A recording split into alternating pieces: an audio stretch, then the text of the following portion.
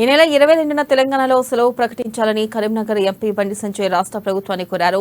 శ్రీరాముడి విగ్రహ ప్రాణ ప్రతిష్ఠ కోసం ప్రపంచమంతా ఎదురు చూస్తుందని, దైవ కార్యాన్ని రాజకీయం చేయొద్దని పలు పార్టీలకు సూచించారు బండి సంజయ్. నెల 22న అయోధ్యలో జరగబోయే రామమందిర పునఃప్రతిష్ఠ కార్యక్రమం కోసం యావత్ ప్రపంచమంతా ఎదురు చూస్తున్న తరుణంలో ఆ రోజు ప్రభుత్వం సెలవు దినంగా ప్రకటించాలని కోరారు. పవిత్రమైన దైవ కార్యాన్ని ప్రతి ఒక్కరూ భాగస్వాములయ్యేలా చూడాలని కోరారు.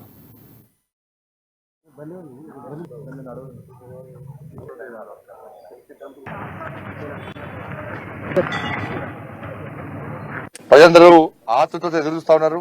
అన్ని కార్యక్రమాలు పక్కబెట్టి చాలా మంది ఉద్యోగస్తులు లీవ్ పెడుతున్నారు. చాలా పాఠశాలలకు సెలవు ఇస్తున్నారు.